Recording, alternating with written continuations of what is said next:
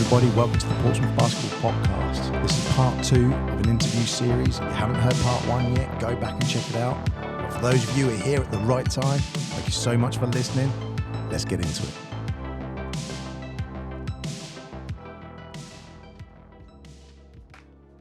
It's fair to say, Ryan, the way Paul's spoken of you in the past, and he's playing with you and against you, that you command a respect on your team.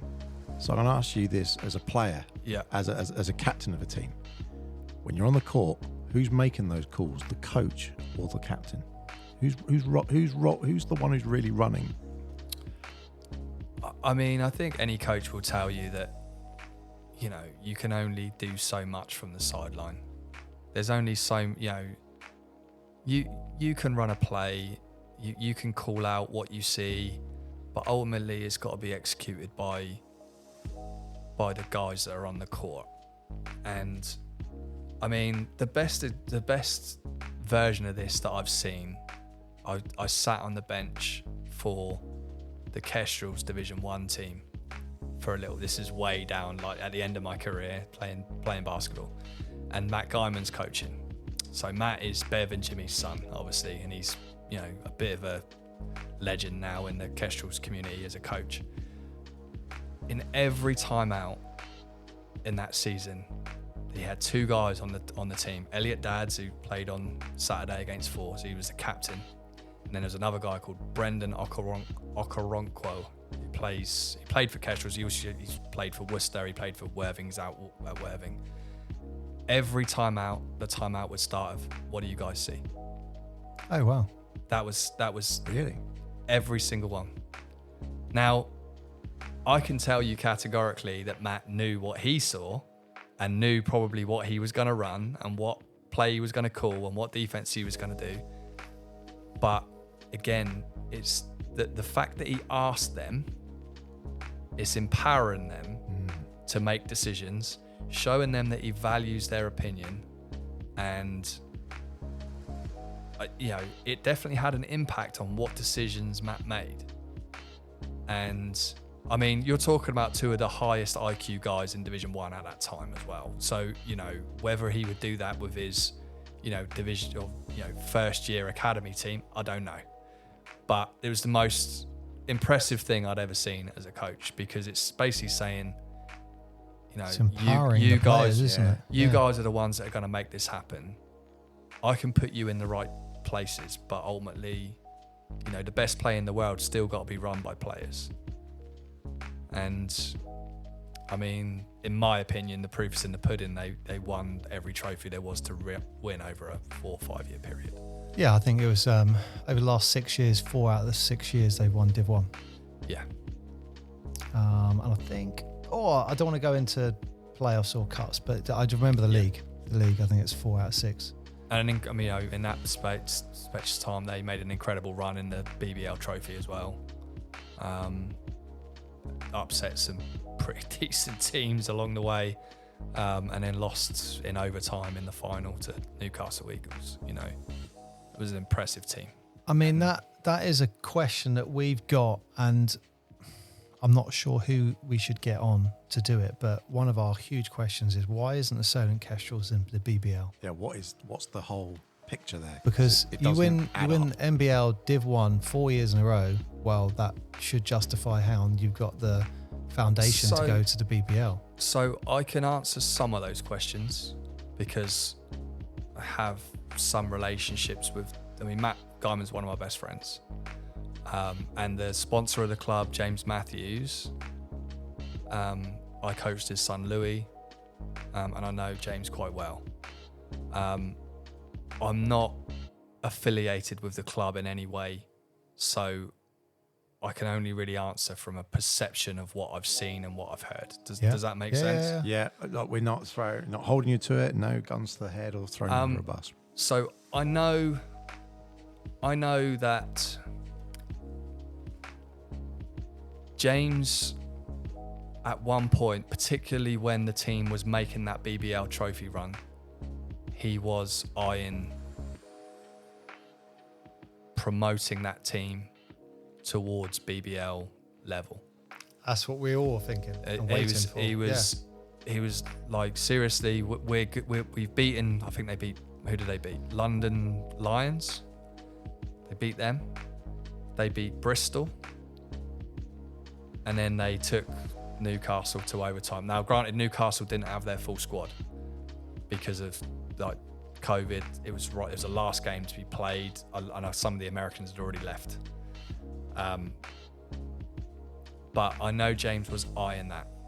And in meetings that I've sat in on with Solent University, that was the pathway that they were looking for. They wanted a BBL franchise for both men and women. That was something they wanted, or they said that they wanted.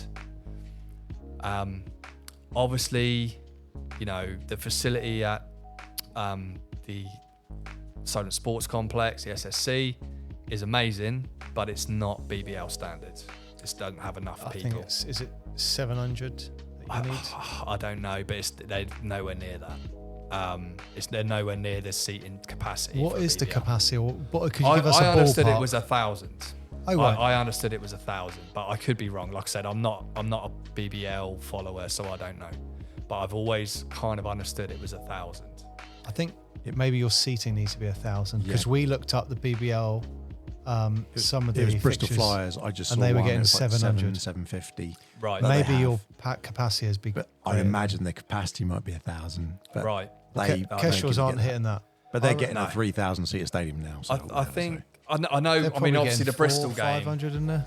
Yeah, I think the Bristol game, where I wasn't at that game. I can't remember what I was doing. I think I was on holiday actually, and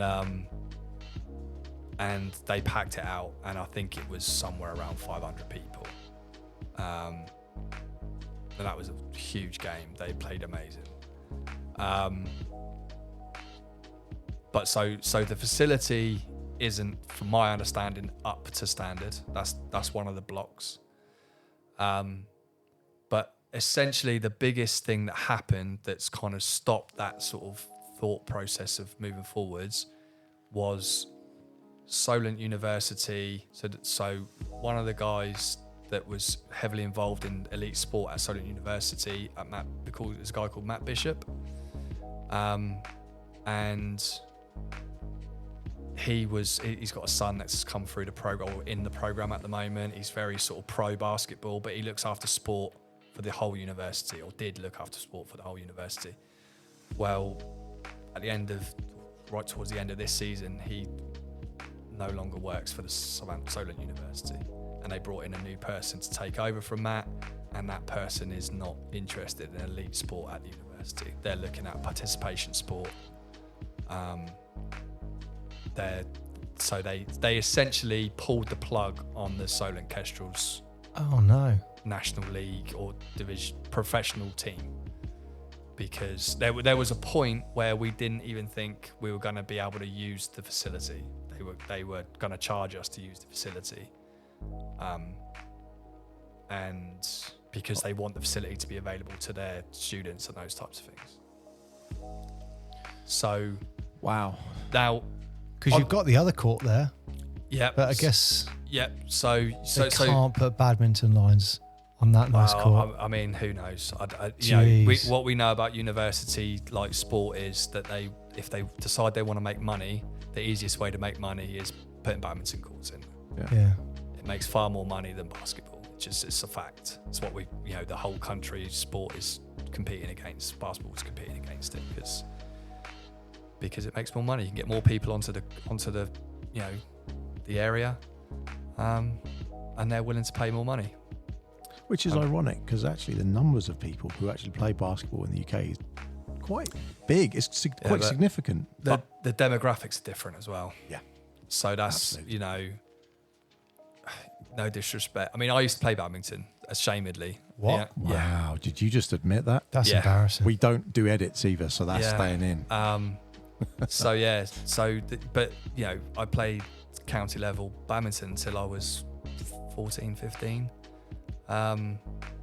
But going to county badminton sessions, people are rolling up in Range Rovers and that kind of thing. These people have got money, They can rent out an entire half of a sports hall for their kids to play badminton. There's not many kids that play basketball that have that situation. But if you so that brings me to the next part with the Kestrels. James Matthews, so if you know I don't know if you know who James Matthews is, you've probably never heard of him, or have very little sort of understanding. But James basically is Kestrels. So when Solent Stars folded, we still had the junior program running. We wanted like kids to be able to play basketball. So James, he runs a security firm called Kestrel Guards, who you've probably seen signs of for schools all around the place. James owns Kestrel Guards. He's the manager of that business. When we needed someone to kind of step in and stabilise the club financially, that's when we became Solent Kestrels. So I'll put the money in. His son was coming through the program, Louis. His other son, Benji, was younger. He was also coming through the program. I'll put the money in, but I want it to be named after my company. So it became Solent Kestrels.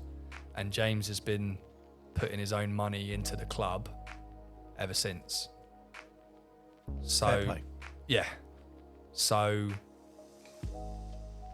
at first it was probably selfish on his, partly selfish on his part, so that his son had a National League team to play for, because if he didn't put the money in, it probably wouldn't have happened.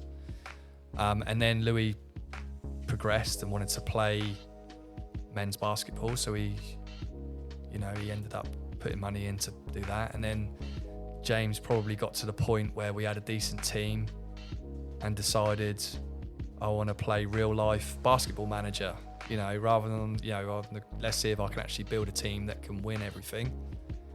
And then he got to the point where, if we can win this, then maybe we can win Division 1 and maybe we can compete with these franchises in the BBL.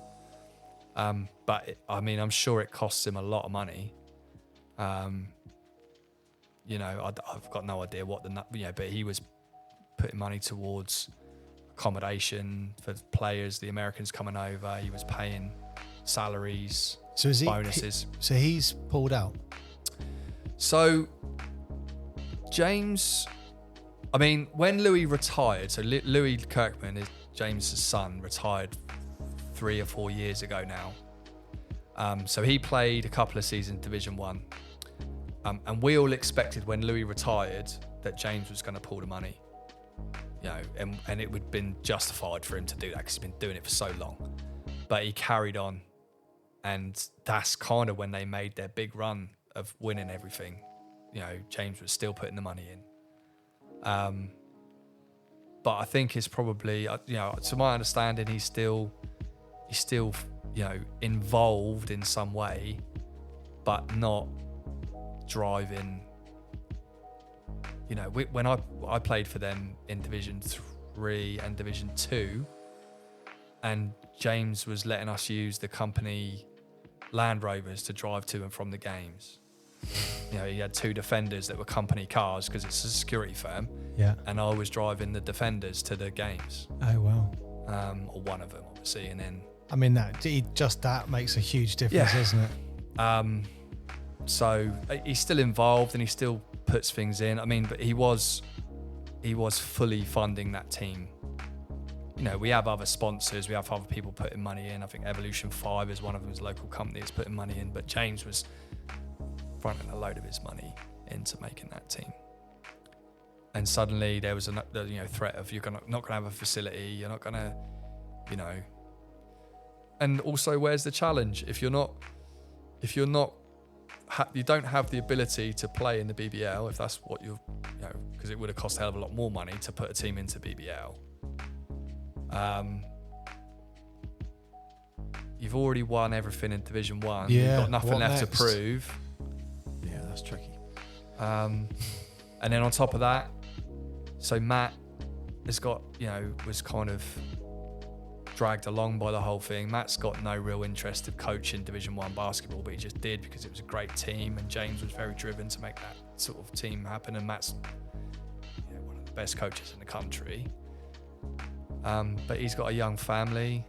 he was, there were times in his season where he was doing back-to-back weekends, like 2 games on back-to-back weekends, and he was never seeing his missus and his 2 kids, and that puts a strain on your relationship and your life, and he's ultimately paid as the academy coach for Itchen College. That's what he does, and that's what his responsibility is. And I think they kind of saw the whole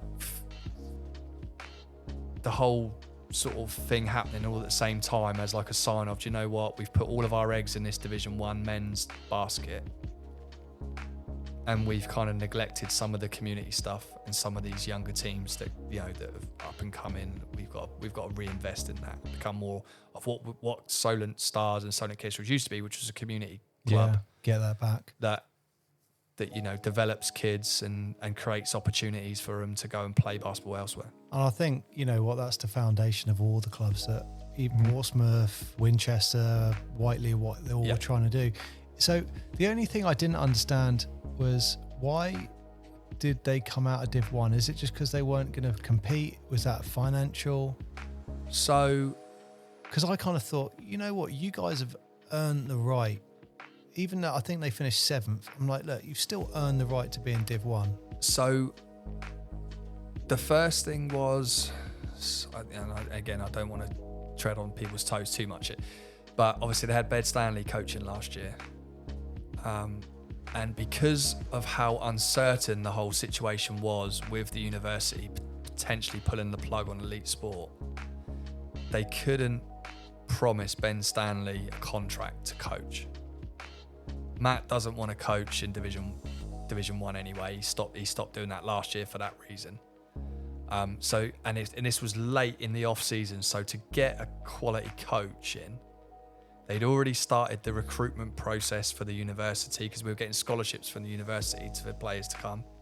They'd already started that whole process, or Ben had already started that whole process, and then the plug gets pulled, and they were in a position where they were going to have a pretty competitive Division 1 team, or as competitive as they were the year before, and suddenly all of that's gone.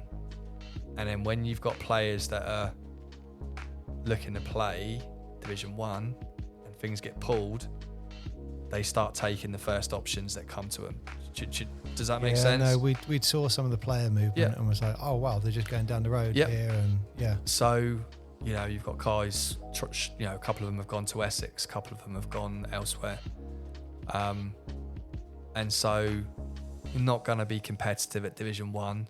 You don't have a coach that's wants to coach at that level, is driven to coach that level, because you don't have the money and you don't have the contract availability. And any good coach is going to be signed by the summer. Do you know what I mean?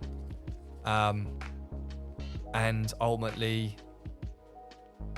the coaching staff at Itchen College said, you know what, we've got to go back to providing a pathway for these academy kids and these under 18 kids to play men's National League basketball, because that's the best thing for their development.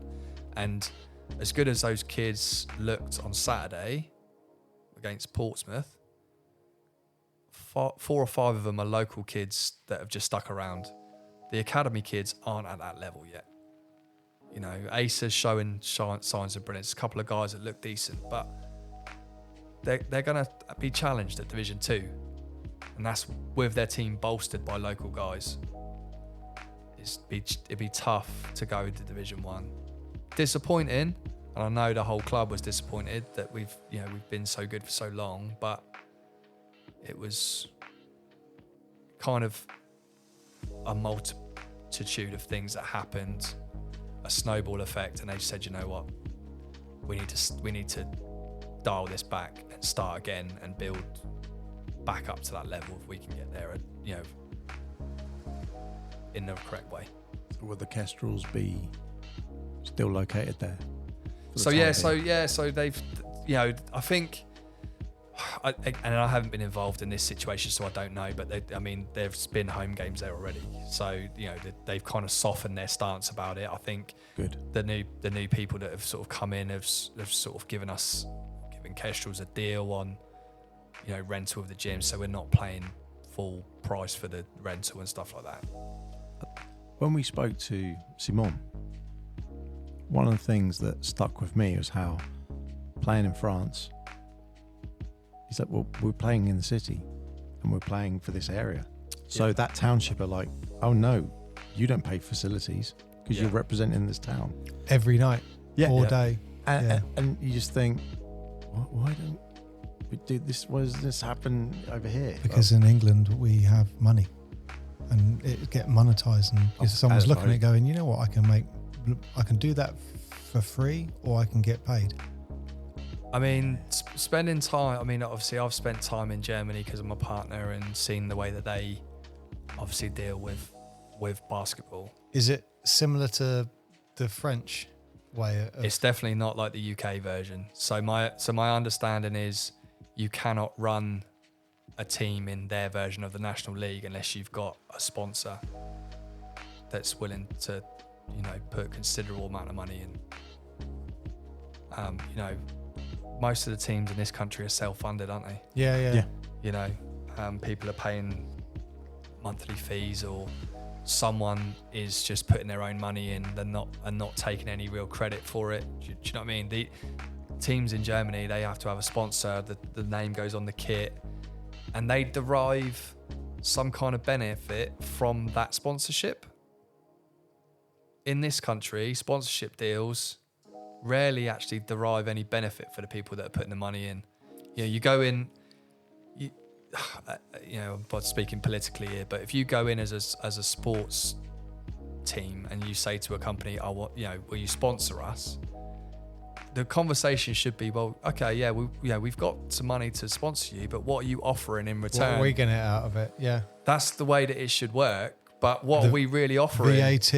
You get a bit back on VAT. So it's a tax write-off. Exactly right. We had this conversation a few days ago, and because Mark was thinking about sponsoring the Portsmouth Force, and I turned around and said, Mark, what are you getting out of it other than donating money? Mm-hmm.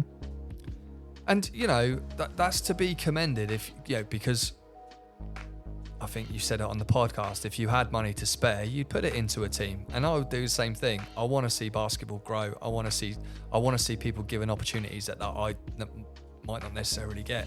If I had money to spare, I'd like to think that I would be able to put some into basketball. But that's not sponsorship. No.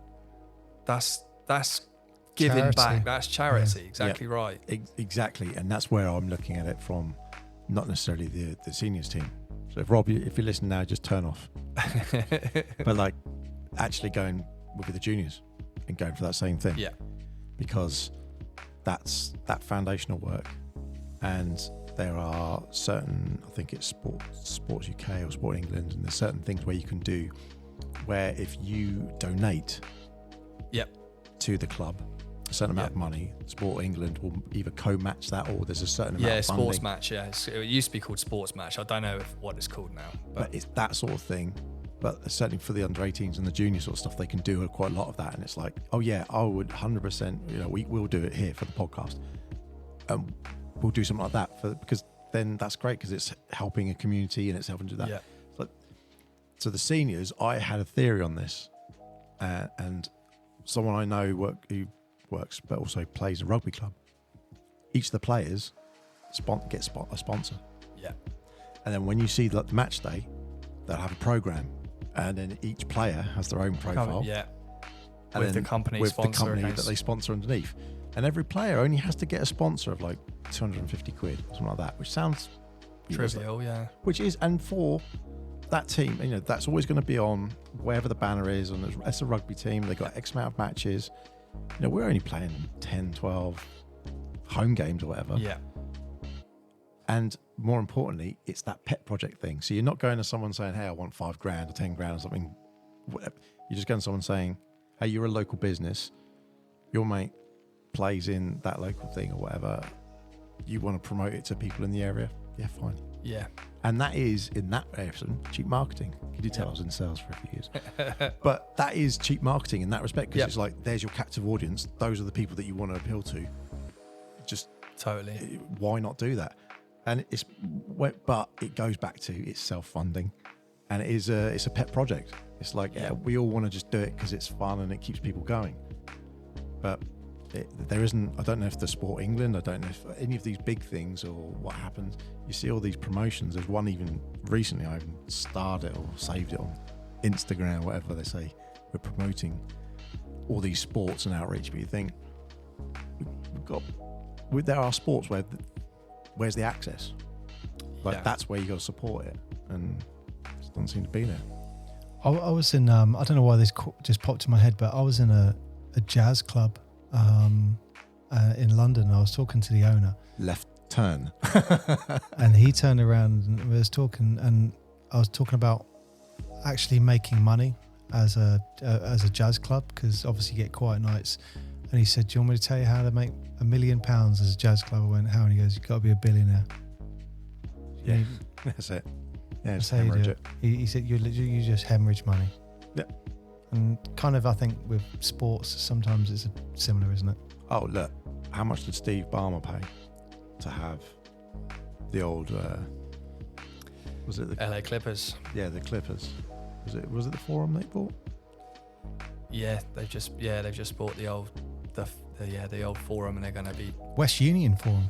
Yeah. Wasn't it? Is that what it's called? Yeah, West Union Forum? West Union Baptist Forum or something It was a like bank. that. It was a bank name, wasn't it? But it was a church for a while, wasn't it? But the people who owned it were Madison Square Gardens. Yeah. And it was 400 million they sold it for. And he's a little bit fresh with cash, so he's all right. But still, and they just said that the screen is going to be like the biggest screen. It's like most of them are like 9,000 square foot or something, and his is going to be like 28,000 square foot. Yeah, they got one in Vegas. Have you seen that? Ludicrous. It's like a big moon. Yeah. So it'll be a big basketball or something. He's like going that to do as you something drive like that past around it. the sides. There was a few pictures going up, but you think, okay, yeah, but it's still the Clippers, Steve. Like, what are you doing? They haven't won anything. And you got Kawhi. Yeah, but get rid of him. Well, like I say, when he's playing, he's one of the best 5-10 players in the league. But when's he going to play? That's the question. You don't know. Yeah, but if you've got the kind of ridiculous money you need to buy an NBA franchise, it's a money maker. You can see that from Jordan, can't you? I mean, how much did he buy the Hornets for, or whatever they were when he bought them? And he's just sold them for $4 billion, is it? I think. Yeah, something like that, isn't it? Yeah, he's done very well. I mean, yeah, he's not had a bad life, has he? He's done all right. He's not had a bad life. Certainly, he knows how to market himself. Is he the GOAT? Let's throw it in there right now. Is he the GOAT? God, you have to do this, don't you? Yeah. So, are you making Ryan pick as number one now? Are you? No, this isn't number one. I'm just saying, is Jordan the GOAT? It's the question, isn't it? So, I'll start this by saying I was never a Jordan fan as a like 90s basketball fan. Really? No. So I was a Shaq and Penny fan. Oh, okay, Penny. So. Right, I was going to say, but as a point guard. Yeah. So I didn't think my thoughts of Ryan Payne could go higher, but they just have.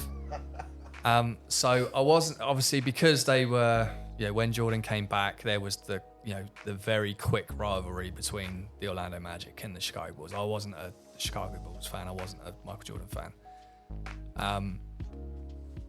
But it was very easy to see him as the best player of all time during his run and since then. People of my age and my era are very protective of Jordan. And obviously you've got someone in LeBron who we've already talked about coming through, and there's the new fan of basketball probably makes an argument for LeBron.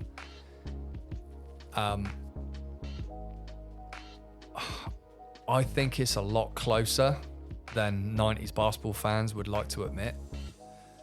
But on the biggest stage, I don't think Jordan's got a black spot on his resume. And although, like, people talk about, how many finals has LeBron lost? I don't really look at that, because I look at when he got to the finals, was his team the best team? And when you look at it objectively, the 3 times he played against Golden State, they weren't the best team. 4, is it 3 or 4? I can't remember. When he was on Cleveland playing against the Spurs, they weren't the best team. But when the first year of Miami against Dallas, they were the best team. He played bad and they lost. Jordan never had that. You can make the case, oh yeah, but there were times he didn't make the finals and all of that, but biggest stage, he didn't lose. And it's really hard to get past. I've tried to make. I'm a massive LeBron fan. I really like him. I think he's got a case as the greatest player of all time. I'd try and make every argument I could, but you cannot get around 6-0. Jordan's he's the blueprint. Yeah. That's the way I think of him. Not as necessarily GOAT, because I think that will always be superseded by stats. Yeah. And LeBron will pass almost if not all of his stats. Yeah.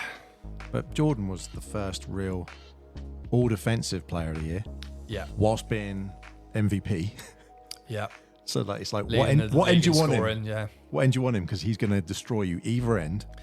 So I think the case for LeBron is, if you look at that team, I feel like I need to get comfortable. So no, it's the question. It is the question, isn't it? You've got me philosophical now.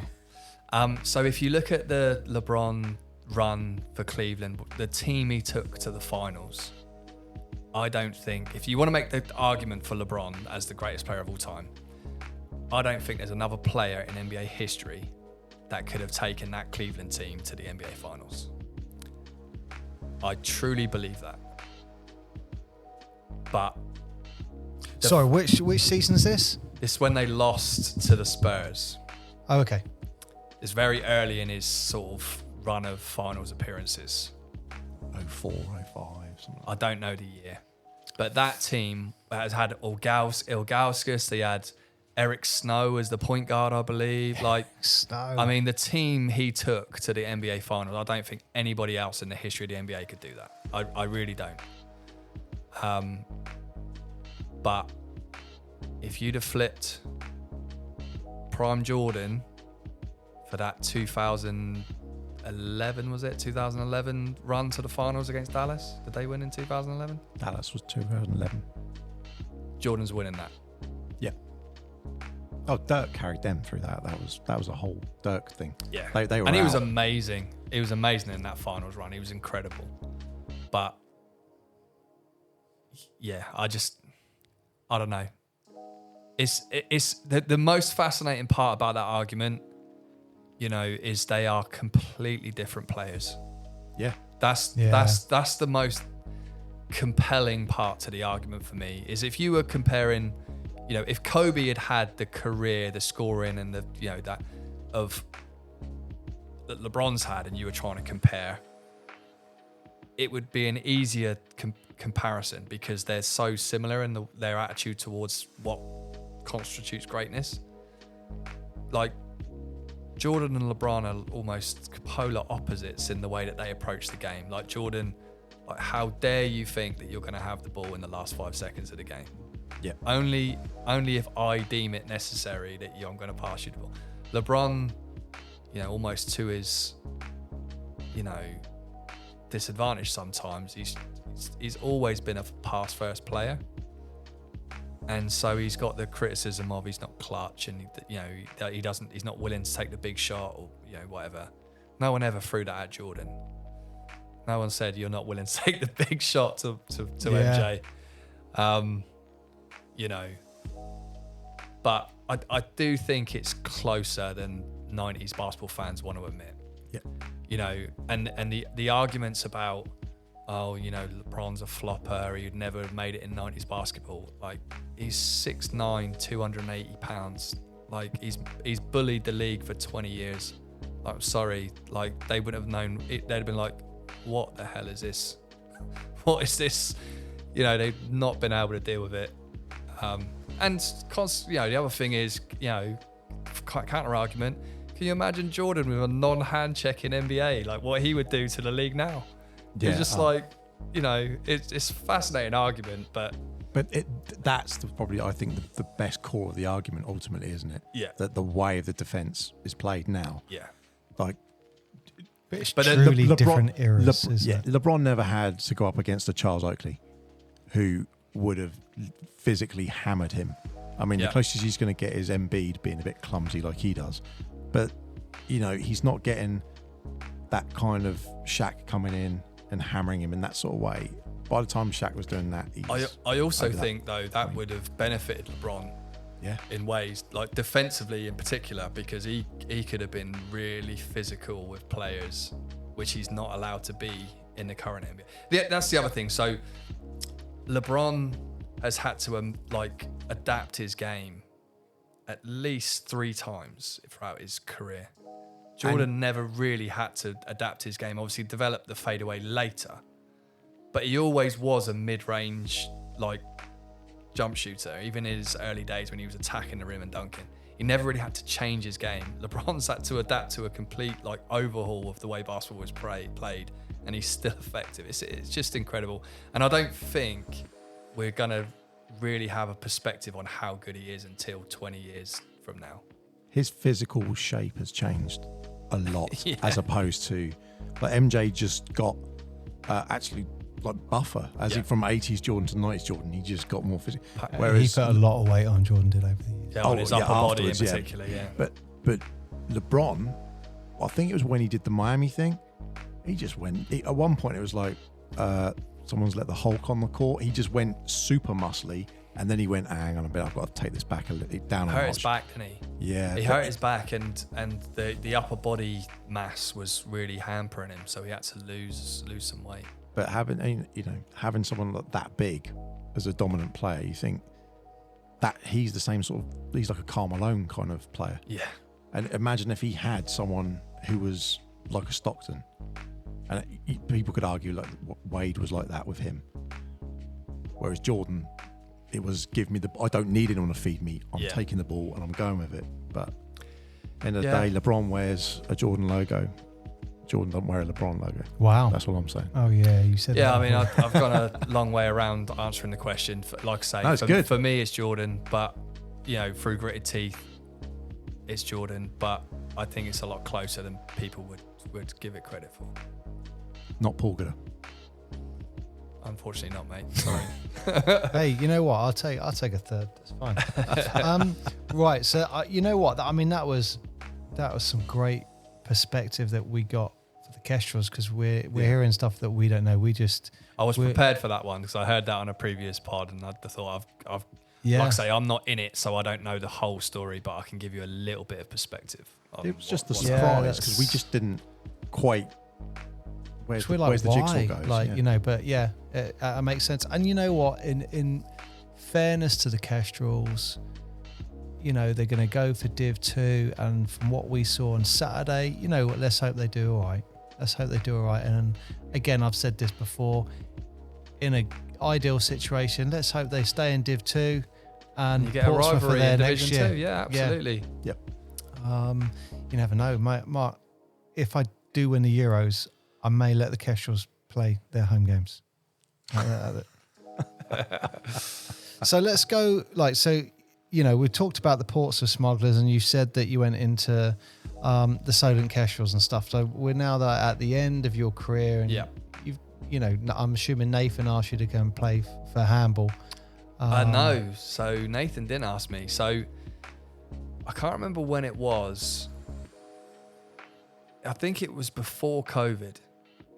So yeah, it was before COVID, the lockdown. And it was the season before that, and Mark Jackson was playing for Winchester Royals. Yeah, he was.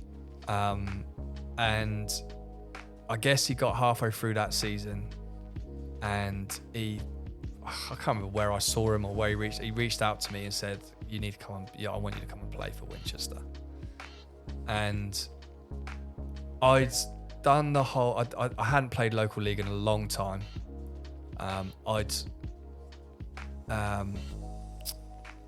I'd sat on the bench for the Division 1 Kestrels team because Matt asked me to, because they had a couple of injuries and they were struggling to field enough players on the roster to not get fined, because if you've got like 7 players or less, you get fined. So he asked me to, I was at a practice one time, I had my stuff, my kit with me, I joined a session, I hadn't played in like 6 months, I hit like my first 4 shots, and then like all the pros like, who the hell is this guy? And then he sort of signed me just so I could fill out the roster basically, and I just sat on the bench. And Jax knew that I'd kind of got back involved. I'd reluctantly got back involved in basketball because I'd kind of stepped away from it and drawn a line under my career, you know, and said I'm moving on. And he was asking me to come and play for Winchester, and I said no. I said I'm not interested. I don't want to play local league. And then the lockdown happens, and suddenly you've got the entire world saying you can't play basketball. So I've gone from having basketball available to me anytime I want, really, because I can go in, you know, sit on the bench for Solent Kestrels if I want. I've got access to a beautiful gym. I can go and play, and just not having any interest, to suddenly they're telling me I can't. And I start getting the itch. Like, I've got, you know, months go by, you haven't been able to do anything.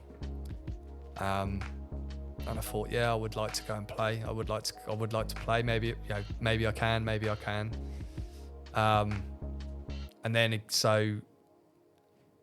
got to, we came out of lockdown, and I reached out to Jax because it seemed like we were going to be able to go back at that season to go and play basketball. I don't think it ended up turning out like that. But I said, are you playing for Winchester again this year? And he said, no, I'm actually playing for handball.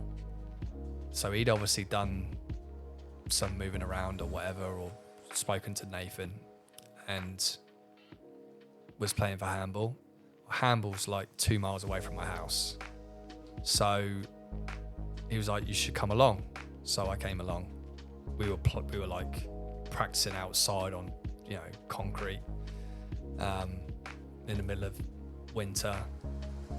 And in the meantime, Jax had also mentioned GB. You should go to GB trials, you know, over 40s it was at the time.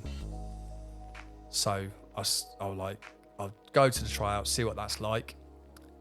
And if I like it and I want to do it, then I'm going to play local league to, you know, keep my hand on the basketball, get in shape, you know, that kind of thing. Play with guys that I like and I know is going to play a style of basketball that it's not going to drive me crazy. And yeah, see what happens. And that's how I ended up at handball.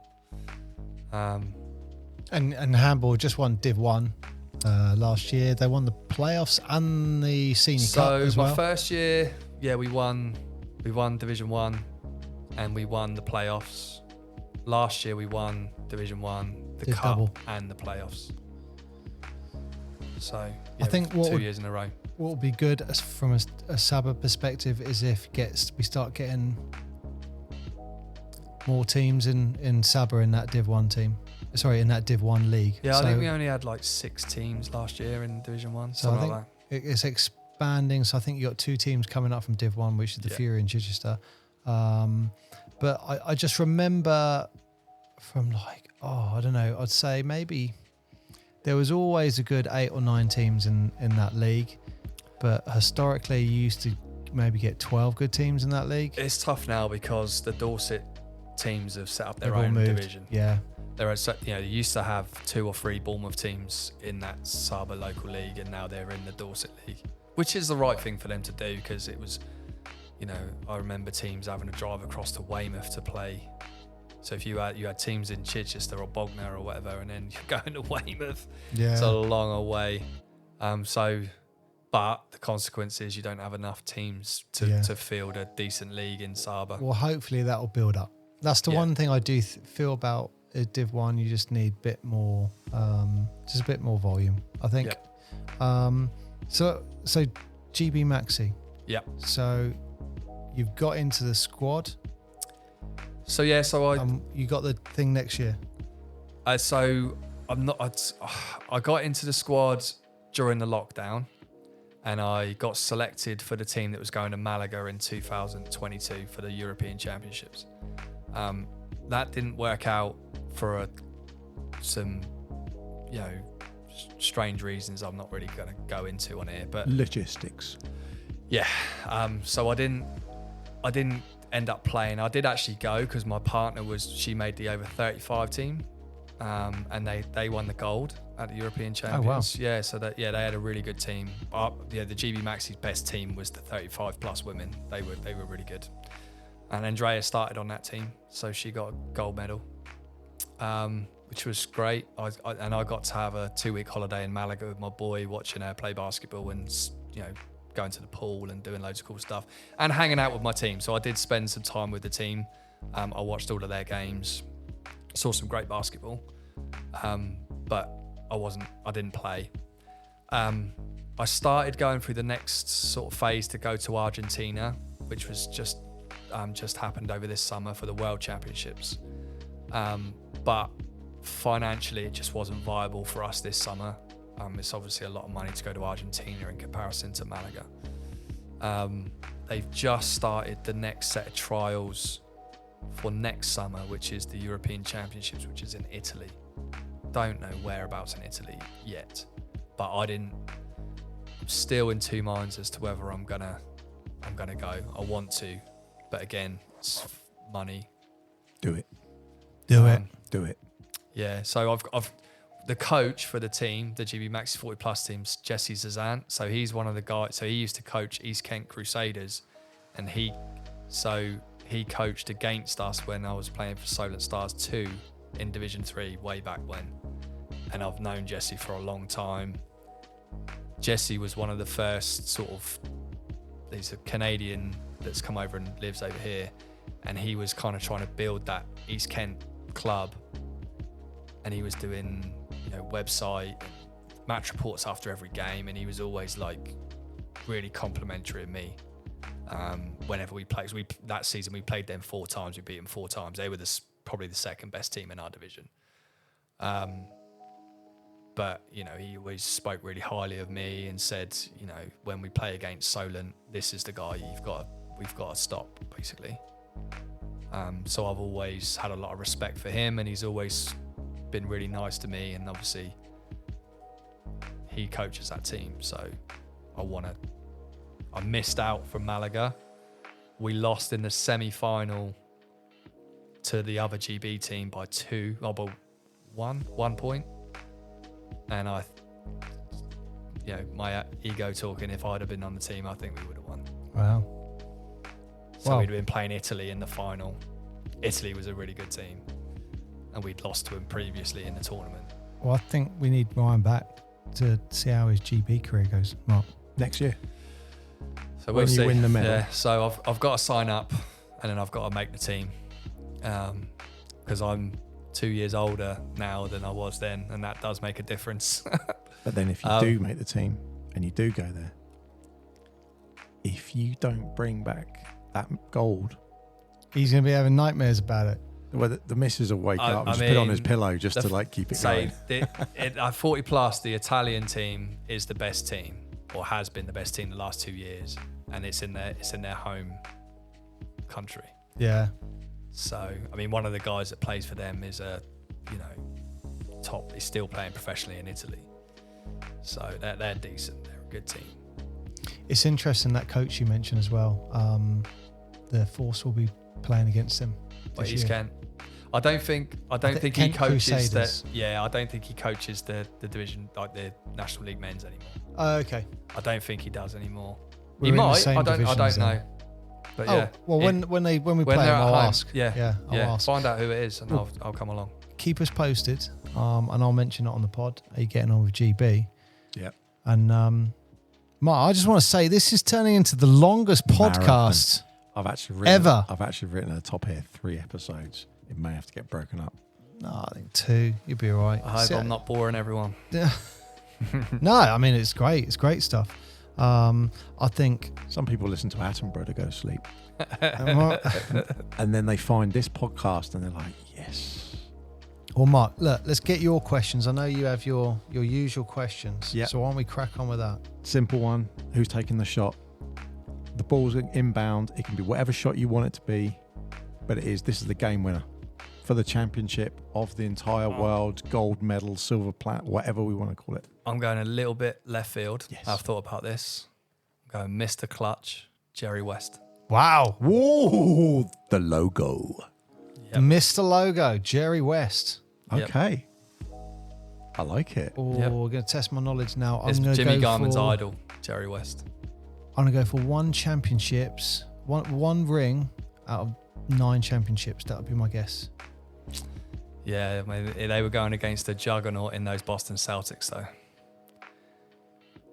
I mean, when were those eras though? Because I've got a whole pre-76. I think they won Nothing in 70. That was the year that Bill Russell. That was the first year Bill Russell didn't play. Yeah. Then they won that year. I've got the whole until the ABA and NBA were joined. None of the rings count. That's just me. Fair enough. A lot of Boston and LA people don't like me that much for that. But, that's when you had the Nets joined Yep. and Indiana. Yep. And I think there were 2 other teams as well. But that's when the NBA as we know it, obviously you've got the expansion teams, but really that made the thing for me. Just look this up. Jerry West led his team to 9 berths in the NBA Finals, but the Lakers won just 1 championship in 1972. Boom. One Who was out of 9. Who was the last team to win in the 70s? No idea. 79. Is this? You're asking this question, so I'm going to say Seattle Supersonics. Oh, yeah. Light bulb moment. Yep. And yet that's tagged onto Oklahoma Thunders because they sold the franchise. Let's not go down that road. Okay, so you had your shot. Yep. Now you got pick your 5 plus the 1 on the bench. So And we're throwing you the coach question as well. okay. So I'm going to answer this question. He's put thought into. Look at his He's face. excited about He's sharing well it. put thought into this. So have you guys seen? This is going to sound a bit strange, but have you seen the Spider-Man movie Across the Spider-Verse? Yeah. What, cartoon. Yeah. Yeah. So you know how they like set up the whole premise of like an ultimate, like a multiverse. Yeah. Yeah. Yep. So I look at basketball. Mark, I love where this is going. Yeah. So I've had a lot of thought about this. So I've always thought about basketball careers. What if you were in a different multiverse, different universe? Okay. Are you about to put me in your squad? No, I'm not. I'm sorry. But so the way that I've looked at it is if somebody's basketball career went differently, what would it look like? Does that make sense? Yeah. Mm-hmm. Yeah. So I'm particularly thinking about like career-ending, changing injuries. Oh, okay. Or like Jerry West winning all 9 championships. Yes. That's yeah. But I'm specifically thinking about injuries. Okay. Yeah. So I'm saying who would be my 5 best players projected based on if they hadn't been injured. Oh wow. Oh. So I'm picking my 5 and my 6th based on that. Does that make sense? Yeah. I'm going to write So- my 1 down. I think he's going to say. So we've already talked about him. So number 1, point guard, Penny Hardaway. That is a fantastic choice. Plus, it's a 2-for-1 because you get Little Penny as well. Yep, very true. Very true. Number 1 for the Orlando Magic. That's my point guard. And what was his number at Phoenix? No one cares about that. The 2 guard, Brandon Roy from Portland Trailblazers. Because I think he was on track to be an incredible basketball player. Number 3, so the small forward, Grant Hill. Mm-hmm. Oh, You My talked fa- about careers. It was always going to be him. He's probably, before he got injured, probably my favourite player. number 33 for the Orlando Magic. Yeah, also And the the Detroit big, Pistons. the big dark pit where all the money went for like a decade that ruined the team. But other than that, yeah, great player. Again, I think he was LeBron before LeBron. Obviously had a horrific ankle injury. I'd have loved to have seen what his career would have looked like if he hadn't been injured. Yeah, it didn't. I'm sure I heard it on a documentary. He had to put his ankles in these machines that as he slept, it just moved them around to keep the circulation going. So he got a staph infection. A what? Yes, a staphylococcus infection. And he had to have like skin grafts and everything.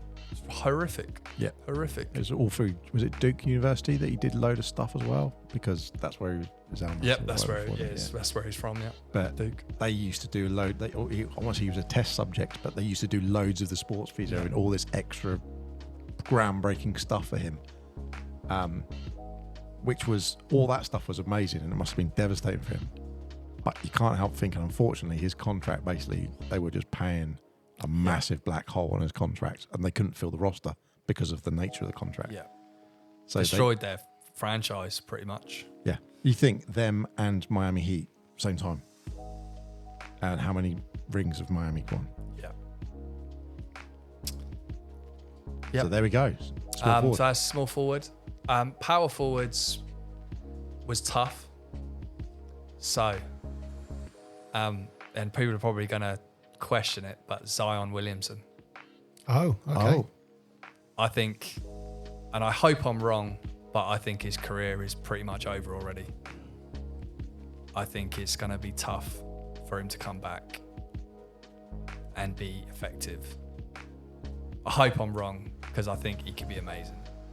But yeah, I think that's another one where you're like, if he'd have lost 50 pounds earlier. Yeah.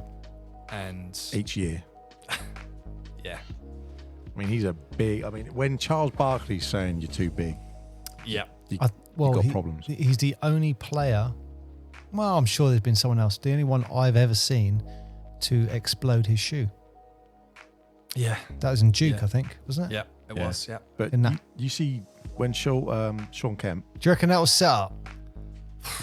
I don't think so. He's a big dude. Like literally just ripped his shoe. The torque he's putting through his feet, I don't think so. I think that was just an example of what a freak human being he actually is. Yeah. To have that much power going through to that mass.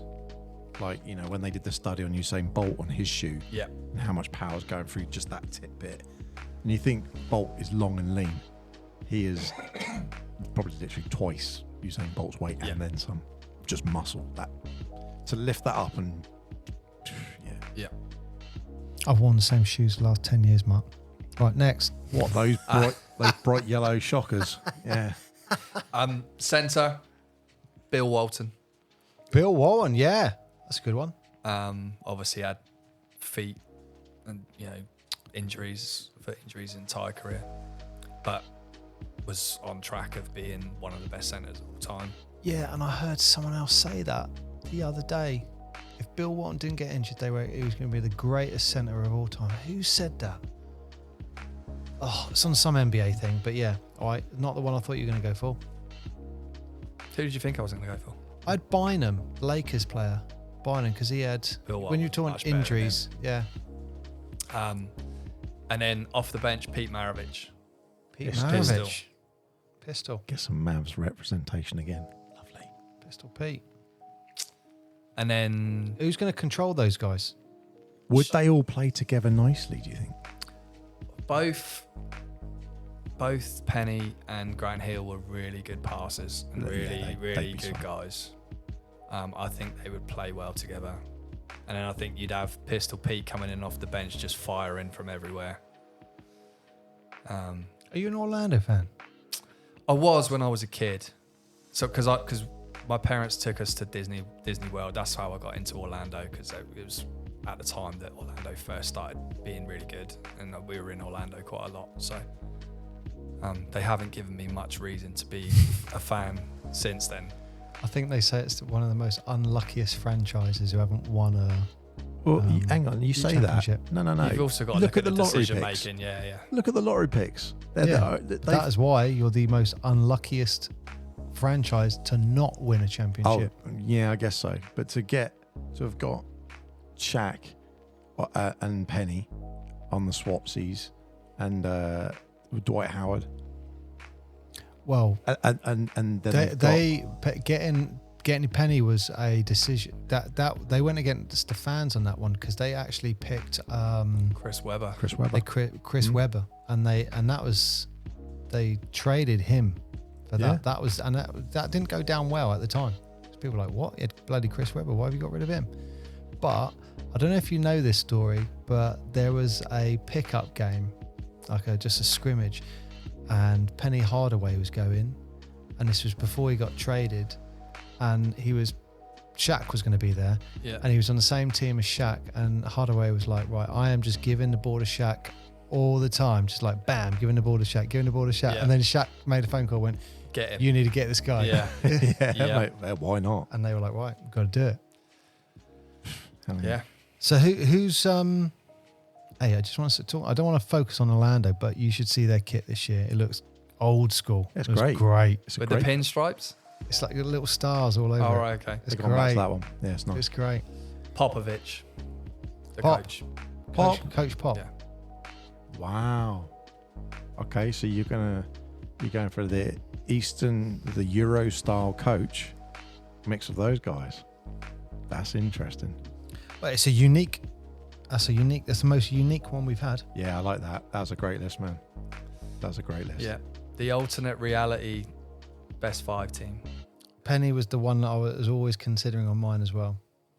I loved his decided game, mine yet. man. I just absolutely loved his game. He had the no look passes, and he was really unselfish, but then he would come down and he'd throw down a dunk on somebody. He could shoot threes.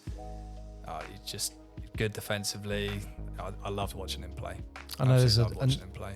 You're the number 2. argument Kobe before Kobe. Wow, I've you're heard number that 2. before. I'm having T-Mac. Yeah, so I Because did. he got the injury, didn't he, Yeah. with his back and his leg. And Fellas, you might as well just be putting a bloody Magic squad out if you're putting T-Mac in here as well. I mean, Grant Hill was Detroit, to be fair. That was when he was at his best. Detroit Pistons. Yeah. That's who he was drafted by. That's when he was at his best. They Just saying. did a sort of, it was like the reverse faults with Grant Hill, wasn't it? They acquired the injured. Yeah. But with faults, they obviously probably the deal of the decade. Yeah. Yeah. Well, everyone wrote him off, didn't they? That was it. He was out. Philly didn't want him. Everyone said, nah, he's got the shot, which was that psychosomatic kind of thing going on. That was weird. That was really weird. Did you ever see the clips of that? Markel Fultz shot? Yeah, I've seen the clips of it, yes. It's a bit like the golf. Strange, Charles isn't it? Barkley golf swing, Yeah. wasn't it? Where it's that stutter thing. Yeah. Yeah, it's incredible. But yeah, to have put that out, and now you see where he is running the floor, and he's like you've been saying back earlier, where he's very much commanding a team of very young players. He's very much leading that floor, Yeah. and he's done a really good job of that. Which you think he was number 1 pick 2016, 2017, Yeah. and then got written off that quickly. Yeah. So you imagine you've done Thought all his that career work, was over. Yeah. and then that's it, you're out. And then they traded for Simmons. Then Philly was stuck with Simmons. Wow. Wah, wah. And no one won that guy. I wasn't sure whether to say this or not because this is a bit left field, but when we were in Orlando and we were watching you play, I don't know if no one knows the story, but when we went to Orlando, they did what's the chicken place we went to? Chick-fil-A. Yeah, Chick-fil-A. Do you know that? Yeah. Really nice chick. And they had if there was like 5 threes in the game scored by Orlando, you get a free Chick-fil-A meal. So brilliant. So anyway, Orlando, 5 threes in like the first quarter, and everyone's cheering. So when we were there, this was like the 7th Orlando home game, and it was like 15 threes, and everyone gets a meal. Now, for those who don't know, the Orlando Arena, they've got like a Budweiser bar in the middle, Right. and wherever your seat is, you can go to the Budweiser bar and just get a beer and watch the game. So that's what we did. And there was one guy, as the threes were going on in the second half, there's one guy, and the only way I can describe him, imagine a voice of someone where they sound like they're having a heart attack, That's what this guy sounded like. And the only word he was saying towards the end was chicken. Chicken! Chicken! And like it was like the 12-3 ran in, the crowd, yeah! And he's like, I want the chicken! Chicken! And then at 14-3, and it was like, chicken! Literally, he's about to have a heart attack. 15th-3 going, boom! Everyone gets thinking, shout, chicken! Anyway. That popped in my head. That made it. You had a good day that night. Because Faults were playing. But yeah, he had a good night that night. Oh dear, we ate so much Chick-fil-A that I'm holiday. sure you did. Why not? Right, Mark, this is the longest Epic. bloody podcast we've ever done. This is awesome. Yeah, it's been great. It has been great. Oh, I mean, I've enjoyed it. we've You had enjoyed it? Yeah, a absolutely. unique yeah. Had a great experience there time. because Listen, you got to bring your sleeping bag next time. We're going to toast some marshmallows. well, Ryan's telling us stuff we don't know. Is this Kestrel's thing that we don't?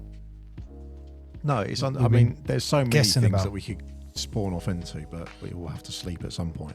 And you know, our thing. One of the things we've talked about. Well, we'd love to get you back because you've I'd got love to come a back, lot yeah, of yeah. basketball knowledge and I think just About the talk. things Say that NBA. Wind you two up and just go NBA and then just let you go off. well, my thing is always about why British basketball is not stronger than it is. Yeah. And you know, you talked. Oh, we could open up all kinds of rabbit I know, holes here. but and you've talked about, you know, you've one particular youth player that went up, did really well, went off to Portland after playing. You go, why have we not had multiple successions? Why in the NBA? I mean, now we see a lot of European players starting to come through. We don't really see very many British players coming through, but that's for a whole other thing. You're just trying to get 3 hours, aren't you? Hell no. No. I tell you what, just because it's so interesting, I'm just going to get Ryan's opinion on this wide topic. Do it. Okay. This week's wide topic. Wilson are designing a new basketball. Do you know what I'm talking about? I've not heard this, no. Right. So, basketball, leather, air, basically, yeah. They've designed a ball which is some kind of carbon mesh fiber with holes in it, so you can see through it. There's no air. I have heard about this. Sorry, I carry on because I kind of ignored it because I hated it immediately. But This guy I saw, he was bouncing. He goes, that is the same weight as a normal basketball. I don't know if it'd feel the same. I'm not sure how that would work, but they're saying by being able to create that exact same weight, they can do that. There's no variation across any of the leagues, any games that use that basketball. It's actually see-through. That's the weird thing. So if I held it in between our faces, you'd see our faces because it's got little, really small holes. Yes? No? You a fan? The Wilson see-through basketball. No air. why? What's the best ball? Oh God, it's a good question. Oh God, he's just trying to get through. No, I'm just saying. No, you're just saying this. I'm just saying. What is the best ball? Is it Again- is it the FIBA, the orange and white one, or is it the? I know Ryan's answer. He's going to say a ball he's played with that's got Fury written on it. Of course, the best one. I'm partial to when we played with the Spalding gold NBA balls. Do you remember those from Yeah. like the Yeah. late 90s, early 2000s? That's probably my favourite ball of Yeah. all time. Nice. I did like the Badens when they first came out with the white and orange like alternate. Those were okay. That's the one. I think your brother's got. It takes to practice sometimes, doesn't he? That Payne one. Probably. And it's Probably. super warm now. Yeah. But they had different grooves, didn't they? Yeah. Yeah. I didn't mind those, but if I had a choice, I'd take a Spalding. This 90s NBA fan coming back. So you don't like Wilson innovation? I don't mind the Wilson balls. I don't mind them, but The no. see-through ones. I suppose it No, depends how that they one, feel no. like. Depends how they feel like, Yeah, doesn't it? until you know you don't. He likes his balls hard, big, and physical. He Full doesn't of want them air. see-through. Wow. Thanks for that. And from the 90s. I've just realised we're looking at the time. And Ryan hasn't even taken his shots yet. No, he hasn't taken shots. Ryan, you got to take shots. Okay. Do it. Right, hang on. Which one is it? Right, now we're going to see Ryan Payne Off he goes. go to the court to take his shots. He is taking his jacket off, ladies and gentlemen. He is taking this seriously. He's walking the distance to the line. He is looking serious and focused. Oh, did that go in? Touched the rim. The bonus Stevie Ware shot. I think it was in and out. In and out. It's hard. It's harder than it seems. Yes. Always get it in one shot. It's hard. No, I don't. We need to take a picture of that, Mark, because no one can appreciate how hard that is. Well, they're not coming back. It's just me at the moment. Yeah. No. They're not. Do you want me to press this button? Let's press the button. Well, hang on. Before we do, let's just say that Ryan, really appreciate you coming on, mate. You've got a wealth of knowledge that is just great to listen to. We're tapping you again. And, I really appreciate you guys having me on. It's been great. Yeah, and no, I'm sure you guys know what we're talking about, but sometimes when people talking, you do hear you can hear a pin drop, and that's actually happened quite a few times with you talking to. It's great. You've got a good story when someone's when you feel that in the studio. Yep. So definitely. Yeah, really appreciate you coming, Ryan, and love to get you back on. Yeah, I'd love it. Yeah, I'd absolutely. Yeah, really appreciate it. So yeah. Yeah, definitely. Look forward to it. And maybe you could coerce some people to coming on as well. Yeah, give me a list of people you're aiming for, and let me see if I can talk them into it. Grant Hill, Penny Hardaway. yeah. Right, brilliant. That's Do you want me to press that, Mark? Go on. Yes. There you go, Mark. Yeah. Well, that's it, isn't it? That is the most epic, lengthy show. Longevity. Epic length. We'll leave it at that. Thank you so much, Ryan. It's been an absolute pleasure having you on. We've got loads of shows coming up, but if you haven't heard all the other ones, go back and have a listen through. We've got plenty in the catalogue, but we have got plenty more coming up. So I've been Mark, he's been Paul. Thank you so much for listening to us, wherever you are and whenever you're listening. We appreciate it. Bye-bye.